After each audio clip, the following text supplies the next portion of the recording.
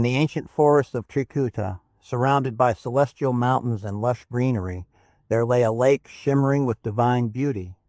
This lake, known as Rituparna, was a sacred sanctuary where gods, sages, and mortals alike sought solace.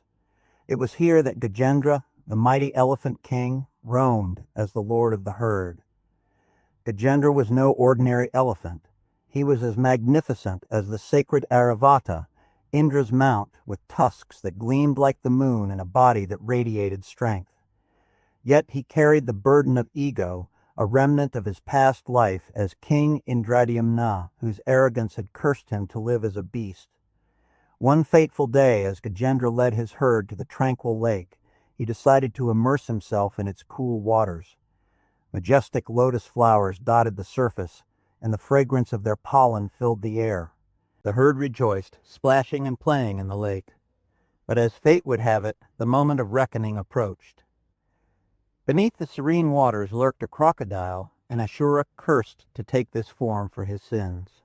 The crocodile, driven by his karmic bond, clamped his jaws onto Gajendra's leg. The battle that ensued was ferocious, echoing through the forest. Gajendra trumpeted in pain and fury, thrashing and trying to free himself. Yet the crocodile's grip was unyielding. As time passed, exhaustion overcame Gajendra. His herd, helpless against the might of the crocodile, stood at a distance, their eyes filled with despair. It was in this moment of vulnerability, stripped of pride and power, that Gajendra remembered the wisdom of the Vedas. Within his heart, the verses of surrender emerged.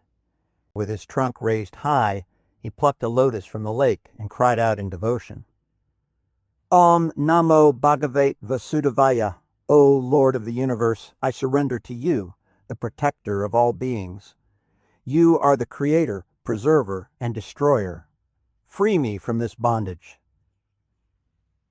The celestial heavens trembled as Gajendra's prayer reached the ears of Vishnu, the supreme being. Mounted on Garuda, his eagle carrier, Vishnu descended swiftly, his Sudarshana chakra blazing like the sun. The moment Vishnu appeared, the crocodile loosened its grip, paralyzed by the divine presence.